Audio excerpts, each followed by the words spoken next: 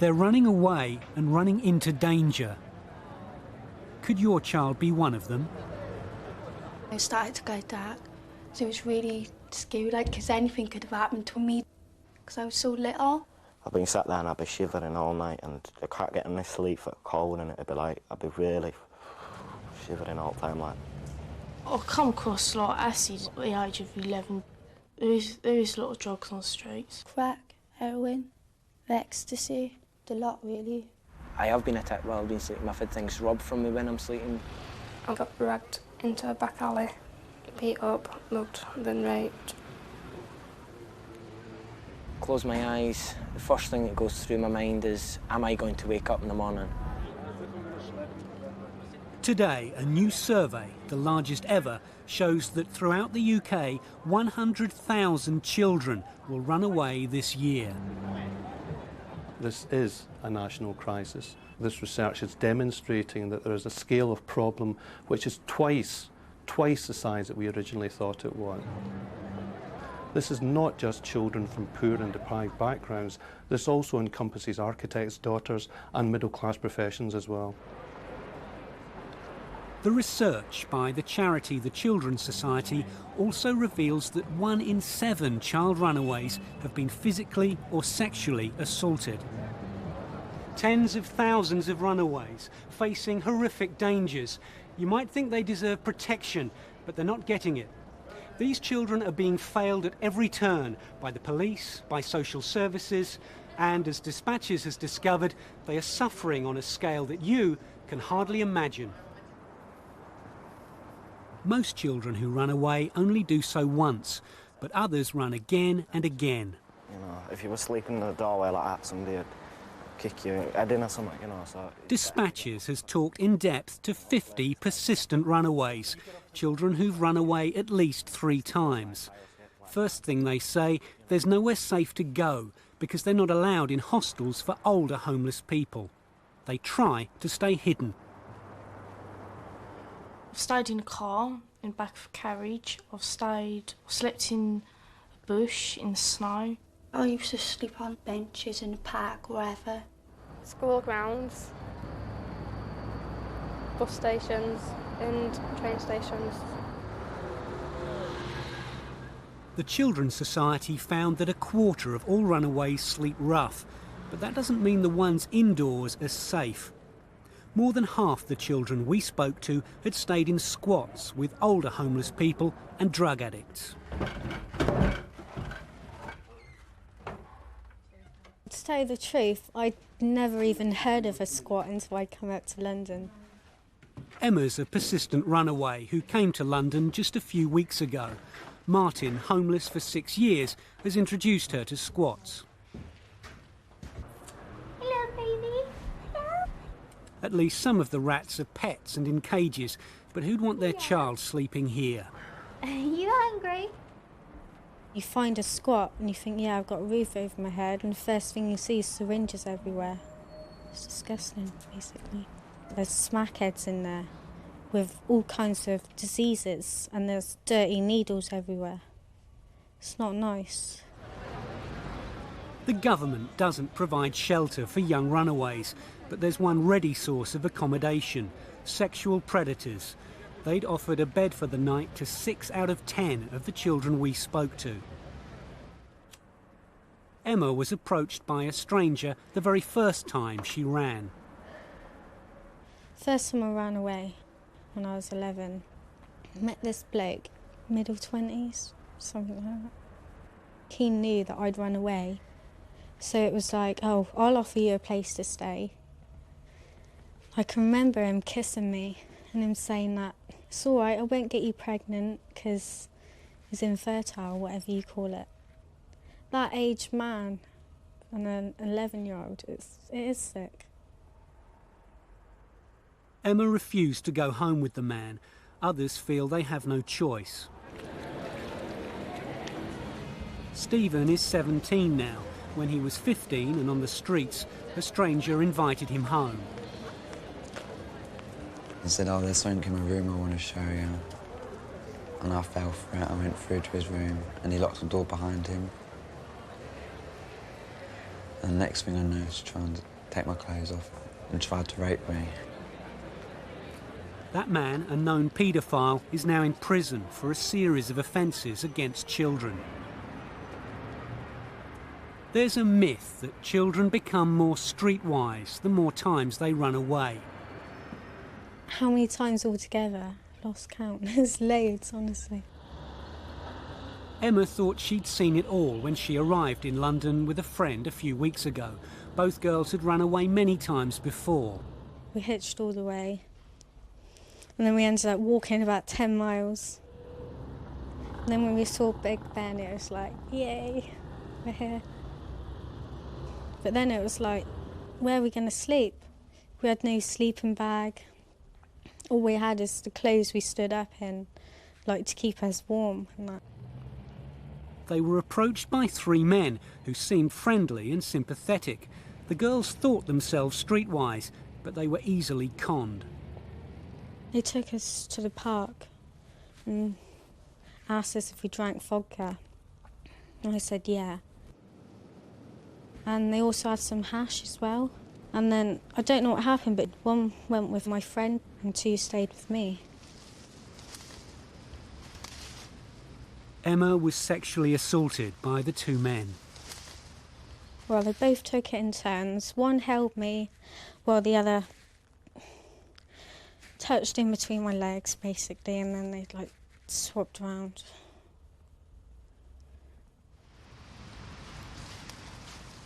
Emma managed to break free. She ran in search of her friend who'd been taken off by the other man. I found him actually having sex with her. And she didn't want to at all. She was just laying there, letting him do it to her. Emma's friend is no longer on the streets. My friend's in hospital.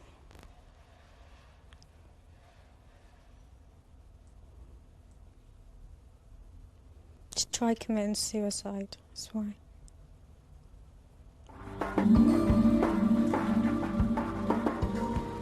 Dangers start when there's nowhere safe to stay. They get worse when you've got no money. Young runaways under 16 can't claim benefits, so they feel forced to turn to begging, then stealing. For a little change, please, sir. Have a good evening. A lot of people look at you as if, like, you're trash, basically. I bet you earn more than I do, and I bet you've got more money in your pocket than me. Never thought I'd be on the streets begging, because it's not a nice thing to do. Not a nice thing. I'd like nick food from shops, but it was like to survive and to live on the streets. Half the time you had to do it, you had to go around shoplifting or stealing things to get to eat and stuff. I started robbing to get some money, pickpocketing and all. Many of the persistent runaways we spoke to had taken far bigger risks to survive. A quarter of them had felt forced to have sex for money or a place to stay. Stephen had sex for money. Some bloke came up to me and offered me £80 to go home with him. He approached me because I was one of the younger ones there. I had no money, so I was just desperate. It's very scary. I wouldn't do it again. The longer runaways stay away, the greater the risks they may take. After 7 months, Lisa was drawn into full-time prostitution. At the end of the day, if you're desperate for money, you do out for money. I was 13 when I first had sex on the streets with a punter. First time I did it, I got 120 quid. And from that day, I just did it and did it again.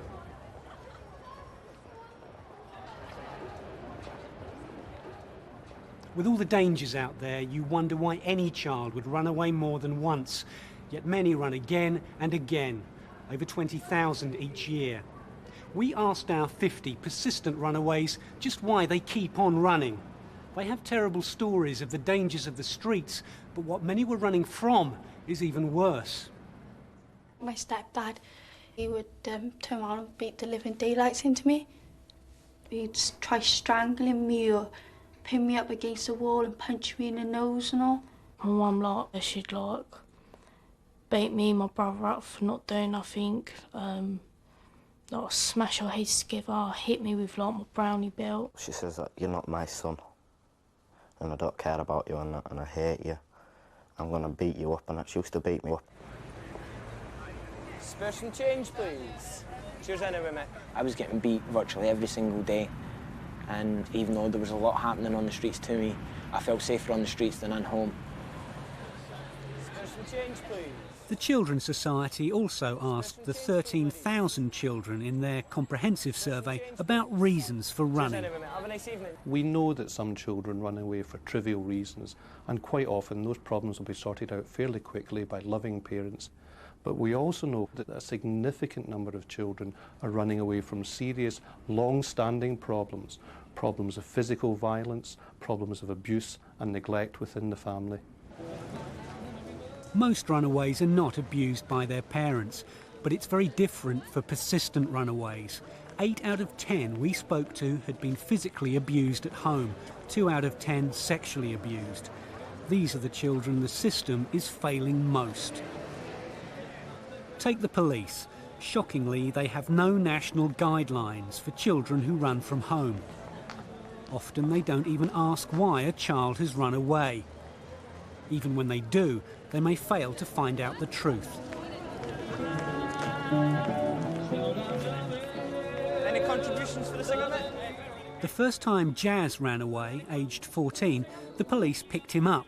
But the way the system works, he felt he couldn't tell them why he'd run. I would have opened up and told them everything if it wasn't for the fact that one of my parents was there. They don't actually sit down with you on your own and ask you why. If they'd done that, I would have told them the reasons why I was running away and why I was so scared to go back.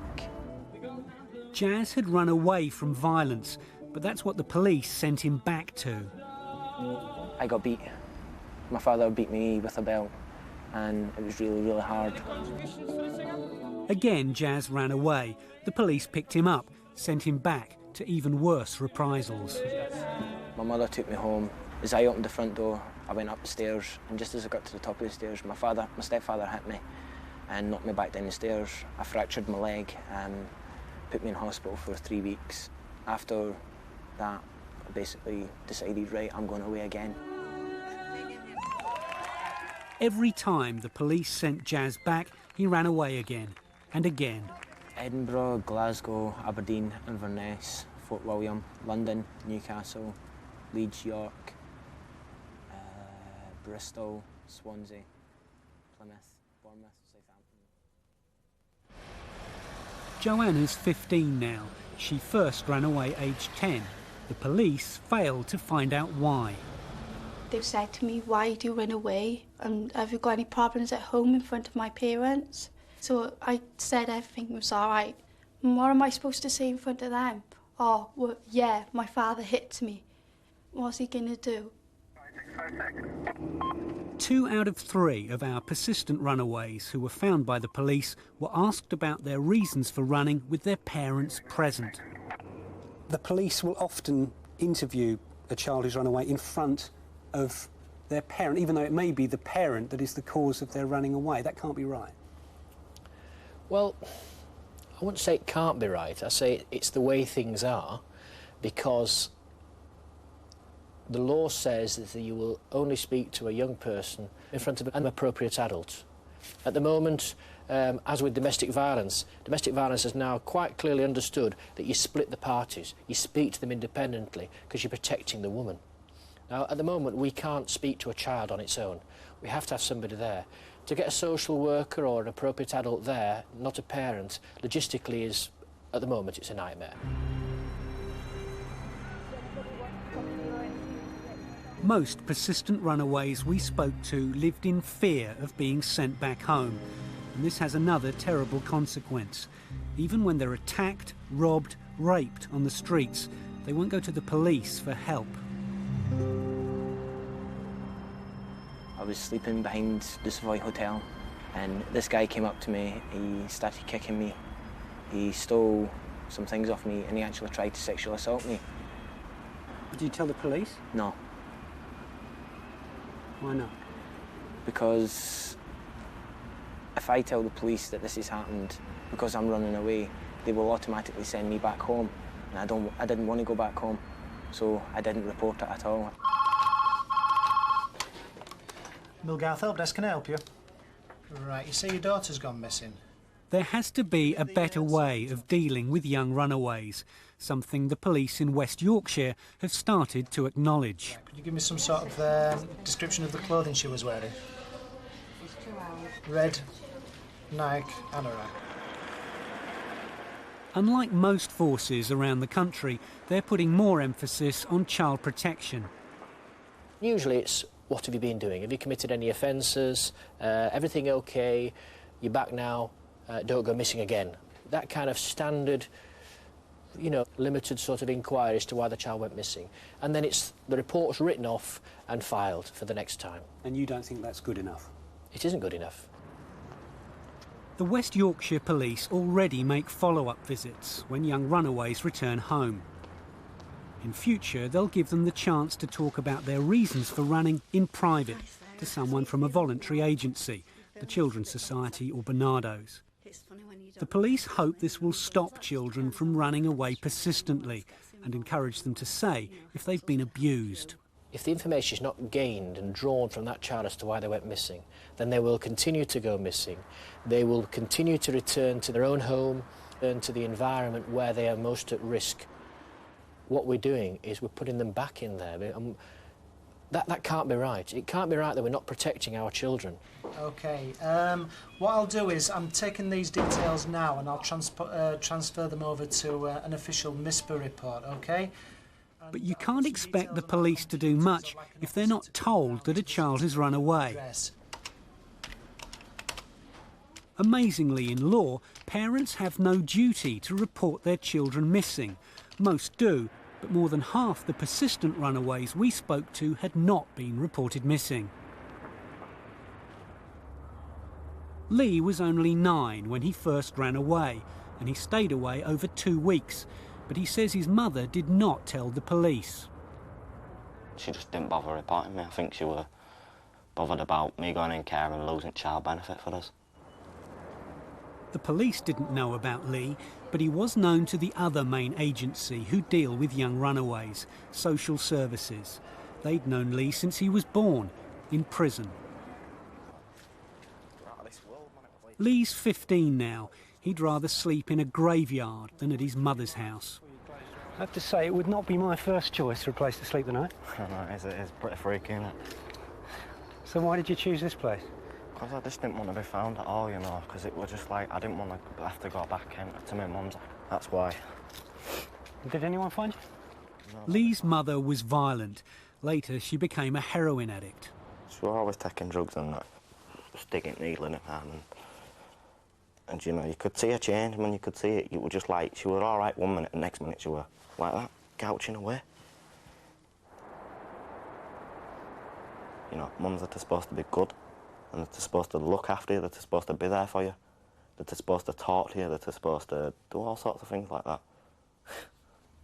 And you never had that? I never had that, no. For Lee, running away was not an act of rebellion, but a way of escaping a home he found intolerable. I was running away for freedom and to get away from it and to live. I mean, I didn't run away to die, I ran away to live. Social Services took Lee into care many times, but he says they didn't make up for the love he lacked at home. I thought that nobody cared about me. I don't know whether they did or not, but I didn't want to be in care and I didn't want to be at home. I would have gone in care, there would have been somebody there who actually loved me. Lee ran from every children's home they put him in. He admits he was a disturbed and very disruptive child. I was trying to cry for help. It was a cry for help. How many care placements have you had? Loads. Put a number on it? 20, 29. Something like that. It's a lot, isn't it? Mm-hmm. the Children's Society found that more than half the children who run from care had run from home first. It's a sorry indictment of social services that they fail to break the pattern of running away. Many of these children feel let down by social services. When they're in care, they don't feel loved and they don't feel their reasons for running away are properly addressed. What's going on here? Well, if that's the case, then we haven't been getting over the message, which is the truth, that we do care profoundly about these youngsters, that we want to try and help them, and we want to try and create space for them to trust us. We try very hard to do this, but if it isn't coming over that way, then we've got to do much better. I have to say, from speaking to them, you are failing many of them. Yes, we probably are failing many of them. We're also succeeding with many of them, but to fail one child is one too many. Persistent runaways can be exasperating to social services and the police. They take up time and money, but they're still children. Well, the police just classed us as a persistent absconder, and they just said, we've got better things to do with our time than come looking for the likes of you. They said I'm just a little girl who's just wasting their time and money. I'm classed as a young, persistent offender. And I mean, it's stupid to commit offences, but it ain't stupid to run away. I could go off and the police would just say, she's run away so many times we won't bother looking for her now. And the next thing they know, they find me murdered and killed in a gutter. What you have to listen to is the voices of these children. They are telling us some very, very powerful messages. We as adults are required to respond to those voices and to think about what these children are telling us. And what these children are telling us is there's a major problem of child runaways in this country, which is going to need urgent action from all concerned. There's no greater indictment of the current system than the death of child prostitute Alia Ismail. She ran away 61 times in the last year of her life. She died from a drug overdose, aged 13. For the runaways we spoke to, the consequences are also grave. I have slipped my wrist, I've taken overdoses, because I didn't want to live anymore. I found a really sharp coat hanger once, and I sharpened it against the wall, and I started cutting my hands. I used to cut up my arms. If I'd get angry or upset, I'd take a knife to my arms. While he was away, Lee tried to kill himself. That day I wanted to die. I didn't want to be on this earth. I wanted to come back as a whale or something, or as a bird, or as something beautiful, a flower or something. You know, I didn't want to be who I was. 6 out of 10 persistent runaways we spoke to had harmed themselves or tried to kill themselves while away. We're just going to go into the office and get you some stuff. Just some toiletries and things that you might... Lee says he owes his life to a refuge run by the Children's Society. He stayed here many times over 5 years. If it weren't for them, basically, I would have been in deep crap, man. I would have been probably found in a gutter somewhere or down in a lake or in a gully. This is your bed. This is where you're going to sleep. It's one of only 2 refuges in the whole United Kingdom that's legally permitted to take children under 16. They can stay for up to a fortnight and discuss their reasons for running with trained workers. I had somebody, to talk to, and we're like having another mother, basically. What do you plan to do with yourself then? Just hopefully get a job and, somebody who actually cares about you and thinks for you and not just for them, not just for themselves. I'll talk and tell them about my problems and that, and they will listen to me. And I never had that before. The persistent runaways we spoke to said the single thing that would have helped them most was a refuge. The scandal is that though 100,000 children will run away this year, the 2 refuges that do exist have just 13 beds between them. There's so many people running away like me that need somewhere to stay, where they can feel safe and from harm and all, where they can have a nice, good night's sleep and just get up in the morning without any violence or anything.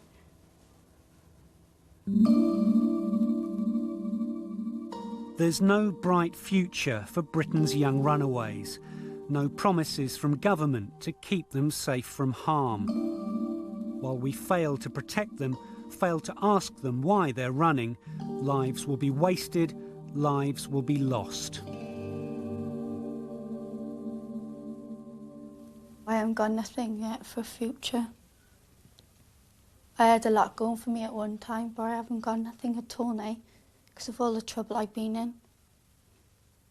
I'm just one of those unlucky people, ain't I? And there's more like me out there. Many more.